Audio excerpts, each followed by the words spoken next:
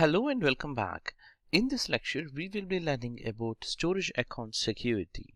So we will be looking at access keys and also shared access signatures and how we can configure them within the portal and within Microsoft Storage Explorer. That's a tool.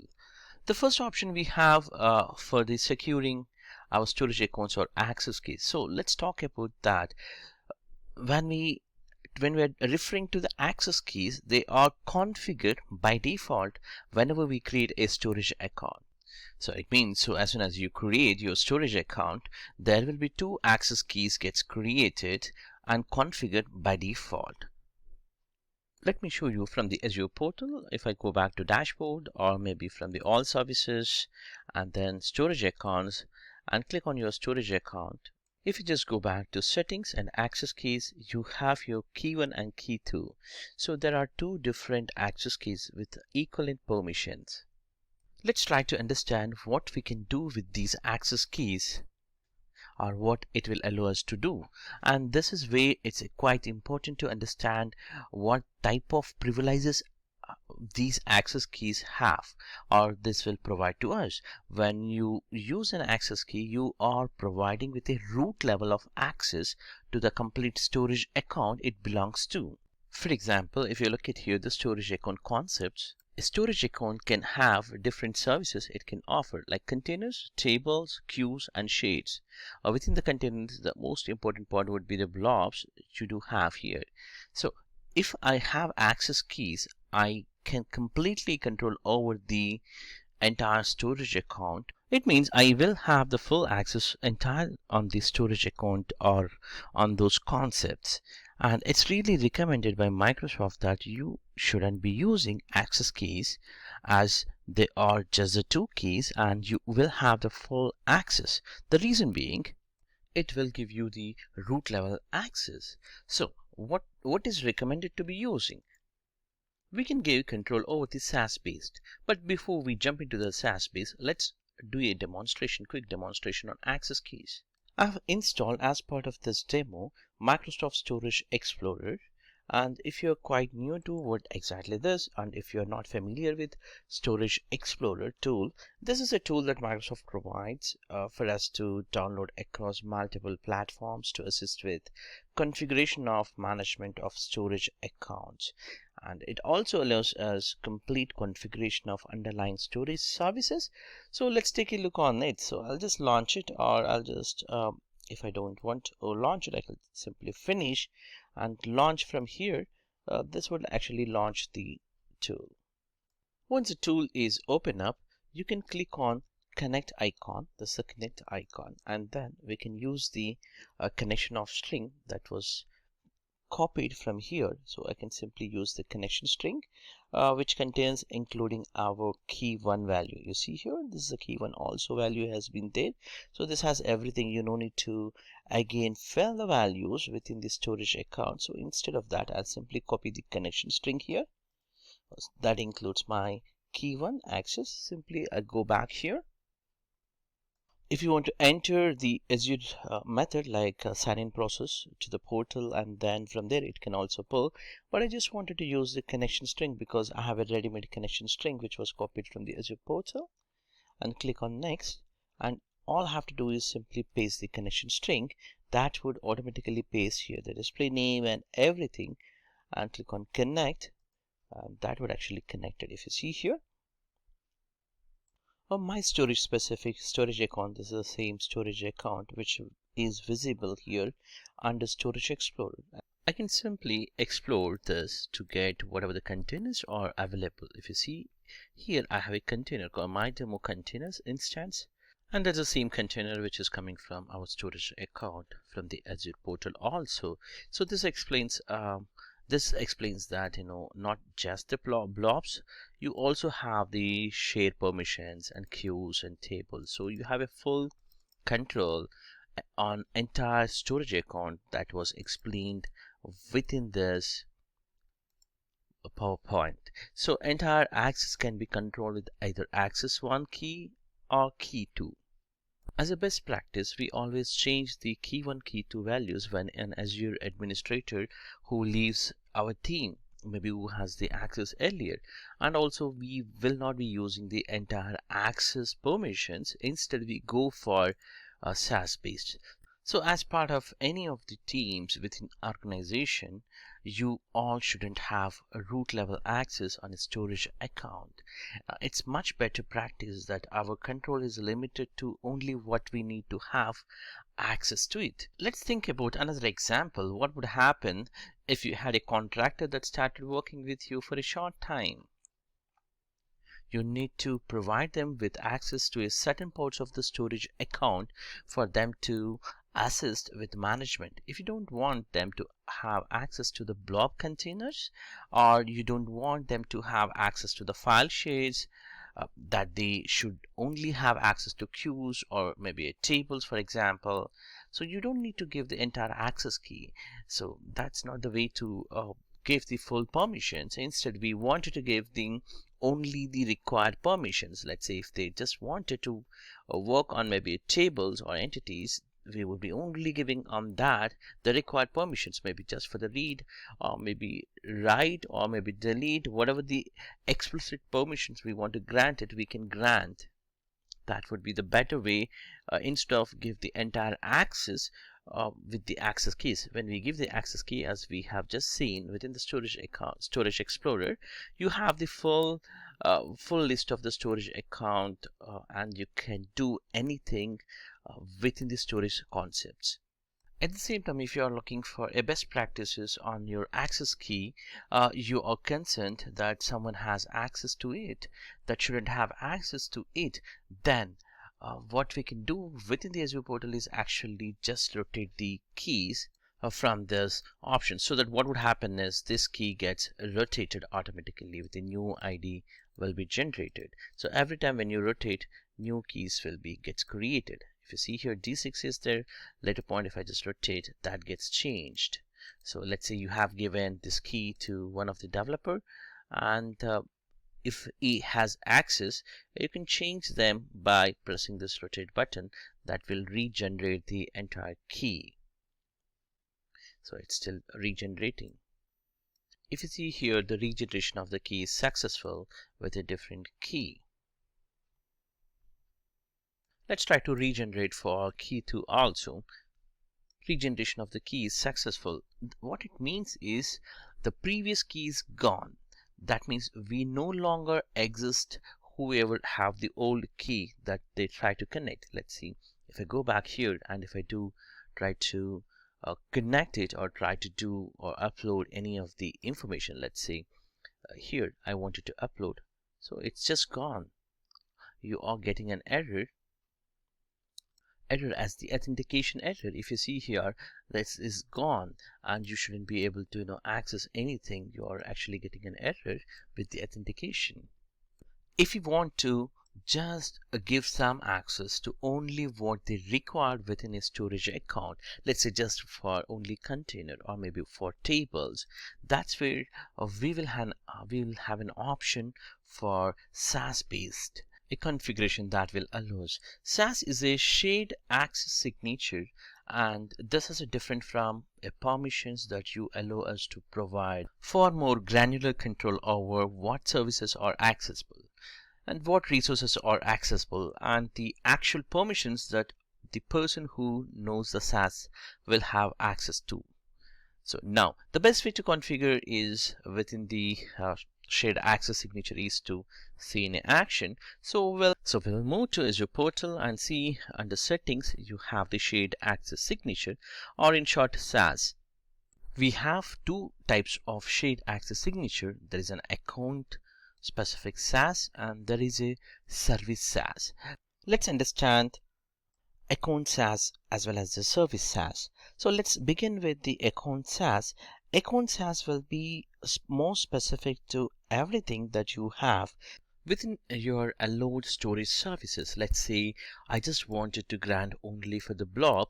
I don't want to grant for the file, maybe queues, tables. And if you see here, the required actions has been automatically taken out, and the blob specific, for example, I wanted to explicitly allow read, write, delete.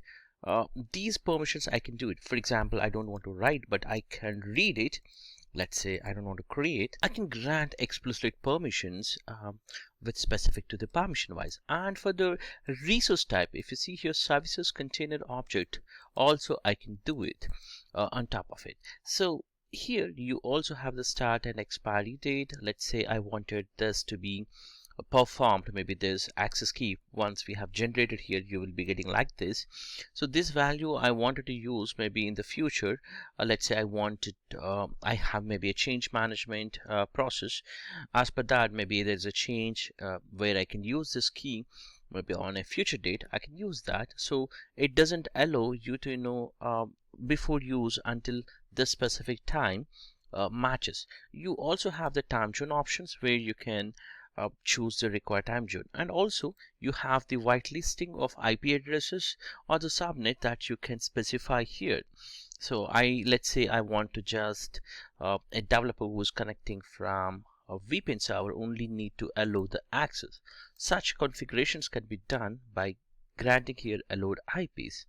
And also you can choose the required protocols, HTTPS and HTTP. So as secured HTTPS is always recommended, and you can use key 1 or key 2 based connections. Let's say I want to generate now based on these, like with only blob and services, read and list of the content which is inside the blob with the service specific.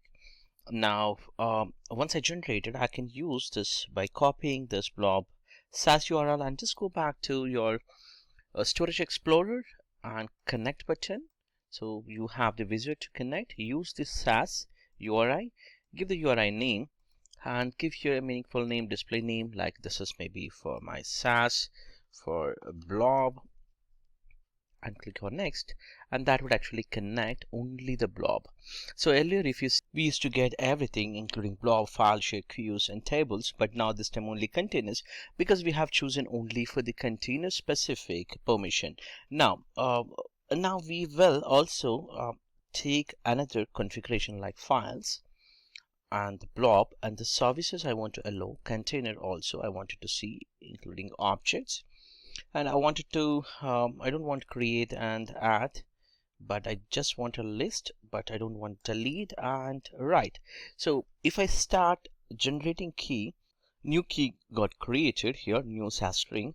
So I'll just use the blob one. I'll just copy and connect from the connection of the Storage Explorer.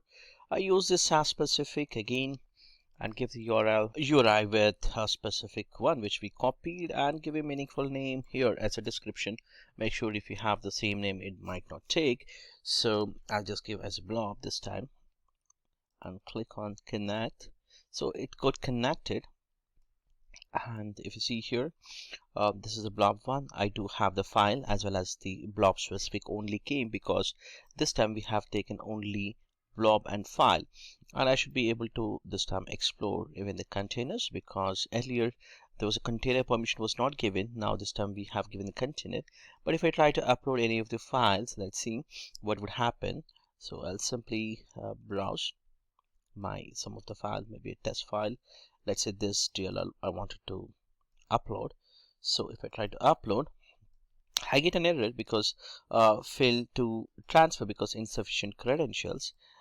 That means it does not have the proper permissions because we don't have a write option, but we can read actually. That's how it is configured.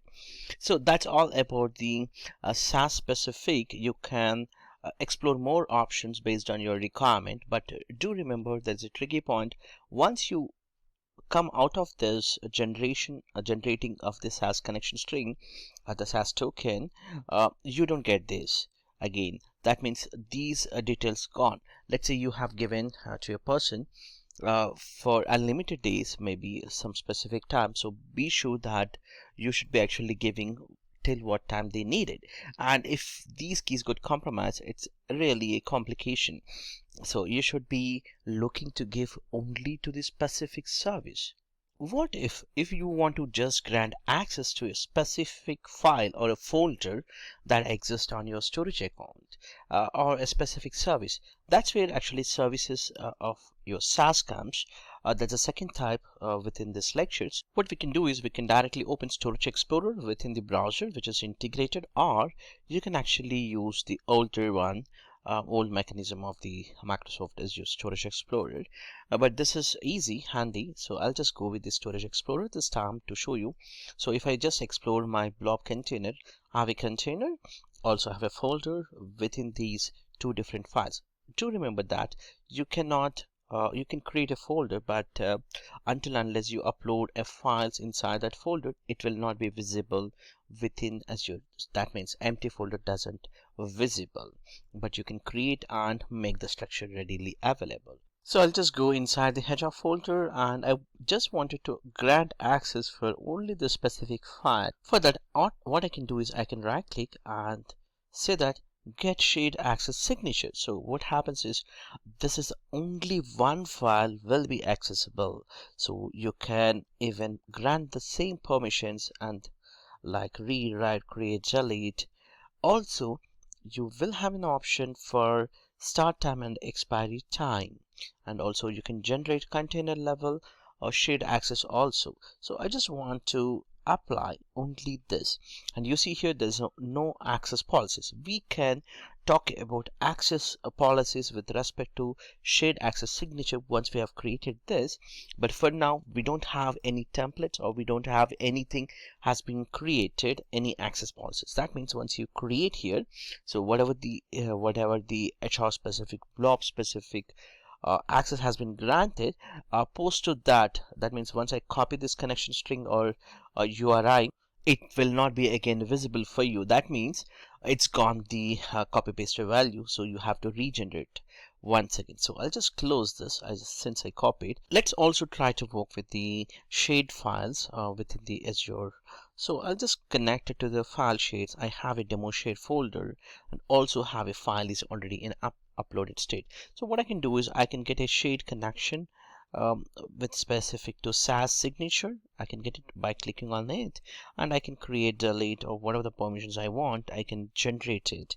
And similarly, access policy also none. We are gonna look into it in a minute or so. Access policy is something that you have create once and reuse them. That means these keys will be, whatever you generated keys will be, you are storing somewhere and you can reuse them, those keys. So that's how it's gonna work. So I've just copied the SAS value and then copy pasted here, and then click on connect. So this time it's going to only show me the files. You see here, this is just showing me the value of my file of the terms and conditions file. So that's how it's going to work. And let's jump into how to create access policies so that we can reuse them. Let's try to create access policies for our container. So if I just go back to my Azure portal and to the containers, and I have a container already. So within this container, I do have different files, as we have seen in a few of the demos. Now I wanted to apply some access policy this time. What I can do is I can simply go to settings and access policies. This is where I can apply storage access policies specific, or I can also apply specific to the blob storage. So let me actually create one SAS specific policy here. Once I give here an identifier name, that's a policy name, I can choose here permissions that like read, delete, or create, or whatever the permissions I wanted. Let's say I wanted to take all of them, and the start date and end date, let's say from now to whatever the time zone you are, based on that you can configure. Also you can expiry date also you can set for this specific policy. Let's say I want this to be expired in a week's time, and click on OK. That policy has been created. So once I click on save button, this policy gets saved. Similarly, you can also create for the blob specific storage. So I can give here a legacy hold or time based. You can create if you want retention, how many days this policy should be applied. And let's say I want go for the legal hold specific to maybe just a policy has been created for the legal hold. And later point, what I can do is I can actually go back to the creation of the same within this. If I try to again go back to the Storage Explorer and try to grant some access on any of these, now this time if I try to apply, maybe this time I would actually getting the specific permissions like get shared access signature. This time I should be able to get a policy that can be set here. You see here I have a containers has policy which we created. So with this I can create, so this is going to generate that specific values with that specific, so you can use as the governance purpose these kind of access policies, and the keys will be generated based on that. So you can save this key to connect it, and you can reuse within the application. When it comes to the security with respect to storage accounts, not just the access settings, you can also go for additional physical layer of encryption. By default, Microsoft does their all the storage accounts with respect to it that will be encrypted the data. But if you want to go for advanced level configuration, you can do it with the customer managed keys. Either you can use some of the URI, or you can use the a key vault service with specific, and you can create your own Azure key vault with a hardware integrated IDs or hardware devices, or you can also give your input with respect to Azure key vault and use that so that the data will be encrypted, whatever the data is getting stored within Microsoft Azure data centers. So this is the key value and the key benefit for encryption side. Also, we have firewalls and virtual networks where you can configure with respect to where all it is allowed. So by default, it is allowed for all network. Instead, you can secure with only the VNets that you wanted to allow them, or maybe with respect to some of the public IP. Let's say I'm actually accessing from this IP, so I can give only the specific IP will be as a whitelisted so that it can access the storage account. And coming back to other and the most useful feature within the storage account in terms of the securing would be the advanced security. When you enable ATP, advanced threat protection for storage account, this actually is a key thing where it's gonna provides an additional layer of security intelligence that detects unusual or potentially harmful attempts to access or exploit storage accounts. This layer of protection allows you to address threats without being security expert or managing security monitoring system. So this actually, all these alerts will go back to Azure Security Center as we talked in another lecture.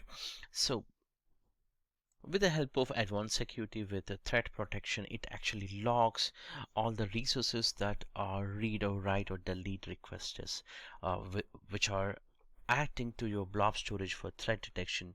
To investigate these, you can actually go and check for the alerts within the security center, or you can also read the log activities by configuring from the monitoring section under this diagnostic settings by enabling all the logs which we talked in the uh, activity specific logs which we talked under monitoring section. This is one of the sample email. When you configure your storage account with advanced threat protection, it will actually give you an email notification with the information about suspicious activity. For example, here it has given as the unauthorized access that exploit an opening in the firewall. A legitimate access from a new location could be the possible cause. This kind of alerts, you get it. So you get the nature of the anomaly and the storage account name and the event when it happened, the time, storage type, potential causes, investigation steps, even the remediation steps. So all these details will be very useful for you, so you can review and you can take an action. So just to conclude what we have discussed so far, we talked about storage account security concepts. Within this, we talked about the access keys which are generated by default. When we create a storage account, there are two different keys will be generated, like key 1, key 2, and we will actually rotate the keys by regenerating them, so that if anybody has these keys which as a compromised, we can revoke the permissions by regenerating the keys. But the best practice is never use these keys. Instead, go for the service specific to explicitly give the whatever the permissions they needed on a specific service of the storage. And here the accounts as is, you can have the different access like blob or file or queue or table specific accounts as. So that's the another type within the shared access service. So we talked about all these concepts. I hope this is useful for you. Thank you for watching this.